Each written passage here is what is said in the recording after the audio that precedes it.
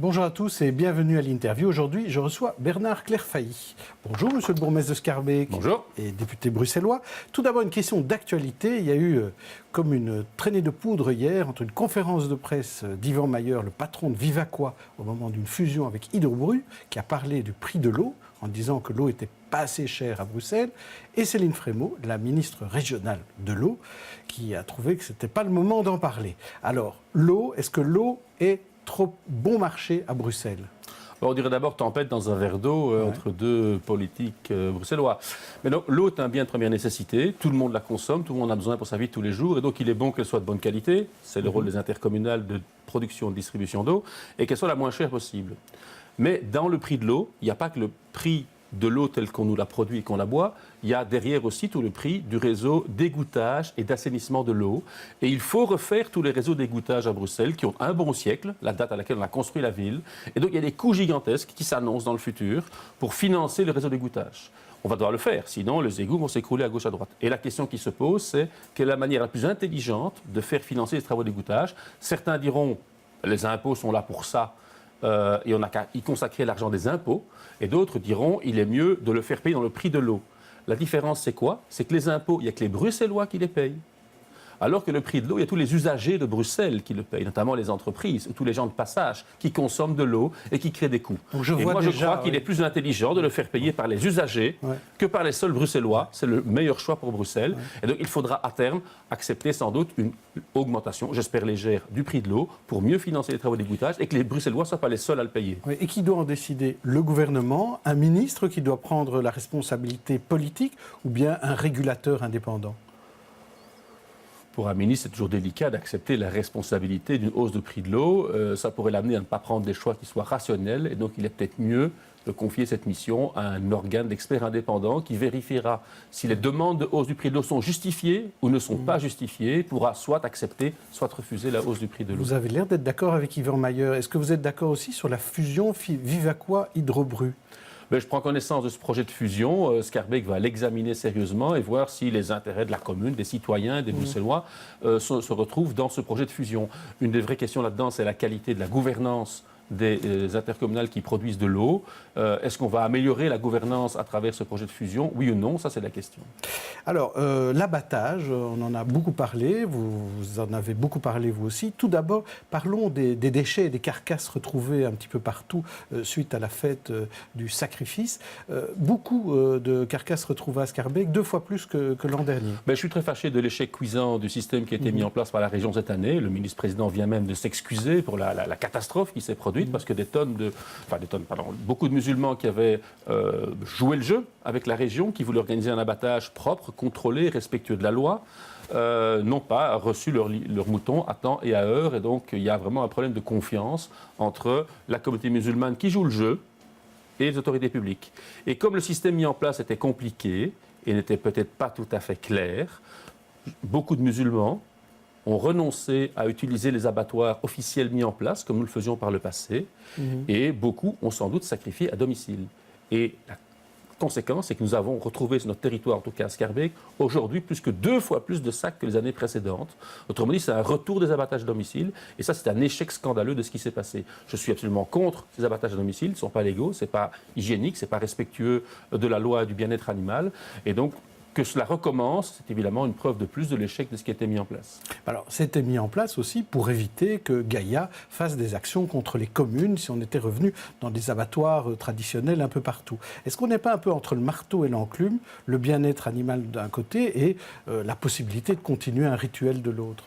Alors, soyons clairs, il y a une petite partie de la communauté musulmane qui souhaite encore sacrifier selon une tradition plutôt héritée d'une période où on vivait à la campagne, soyons clairs, et qui est difficile à mettre en œuvre en ville, mais les traditions sont les traditions. Et donc certains souhaitent continuer à y souscrire.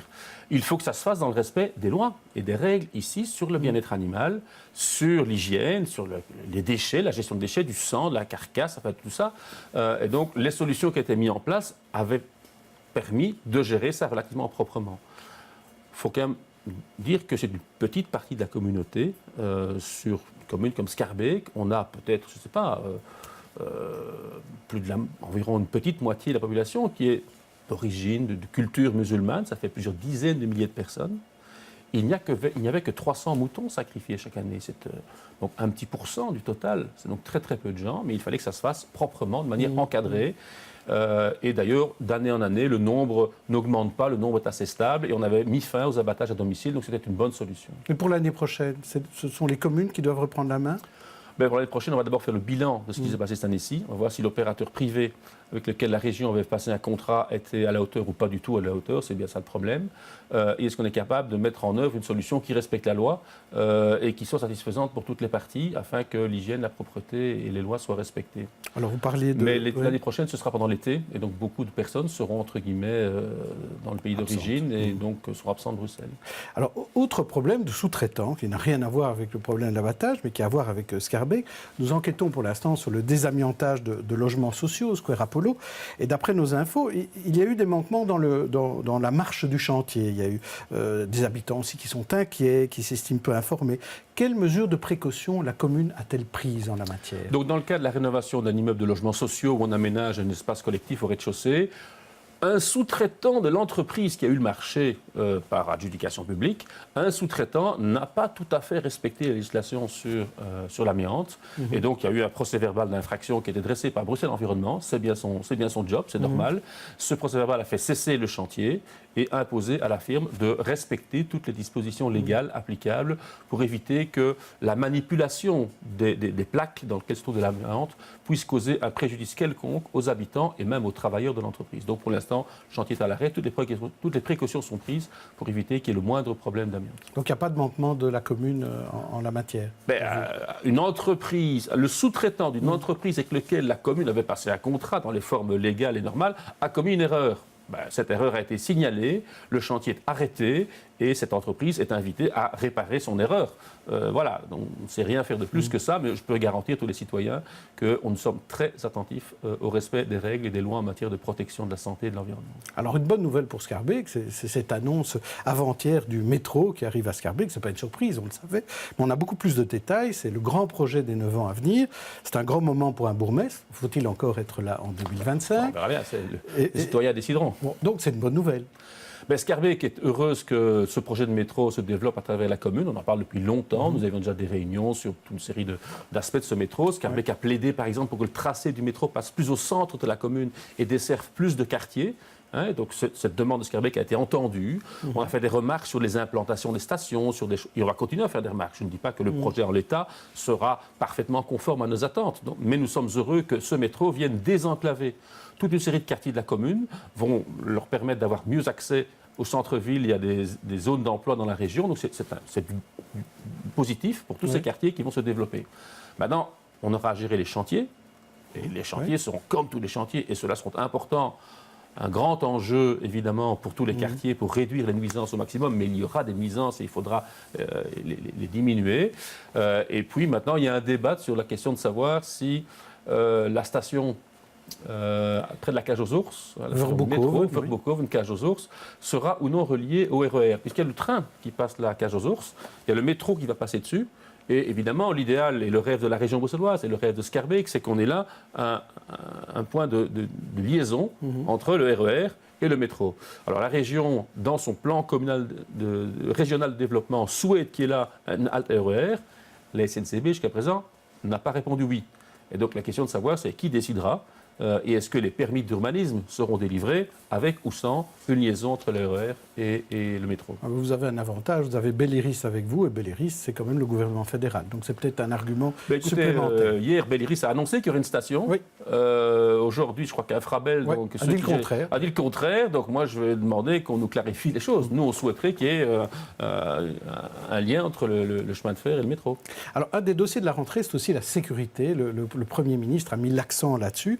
Est-ce que, si on compare à 2015, est-ce que vous trouvez qu'aujourd'hui, vous avez davantage de moyens pour lutter contre le terrorisme à Scarbeck? Alors, je vais répéter que la lutte contre le terrorisme, savoir les filières de gens qui passent les frontières, qui ont des contacts internationaux, qui ont des numéros de téléphone cryptés, qui ont des financements occultes et qui sont à Verviers, à Anvers, à Charleroi, à Bruxelles, ça relève de la police fédérale et des services de renseignement fédéraux qui ont reçu plus de moyens et j'espère qu'ils les emploient bien pour mieux nous protéger et mieux nous informer. Le rôle de la police locale, de la police de quartier, qui est celle qui dépend des bourgmestres, c'est de bien connaître son territoire. et pouvoir déceler des informations, donner des indices et les faire remonter vers la police fédérale et vers les enquêteurs fédéraux de l'antiterrorisme. Et là, ça va mieux?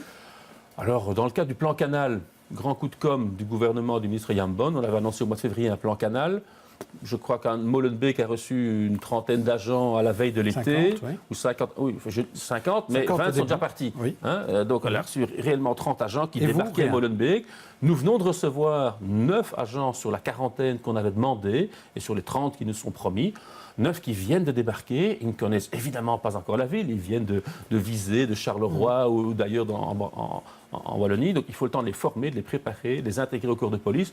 Donc c'est des moyens qui sont très maigres. Donc aujourd'hui, on n'a pas de moyens supplémentaires. Par contre, nous avons déjà par la police de proximité qu'on a mis en place depuis très longtemps, une police qui est très capable de déceler de l'information, de la traiter et de le suivre. Et quand on a demandé de tenir des listes de personnes proches des milieux dangereux, des radicalisés et autres, nous avons à Schaerbeek, entre guillemets, de grands yeux, de grandes oreilles, et nous pouvons surveiller une série de personnes et donner de l'information aux services antiterrorisme nationaux.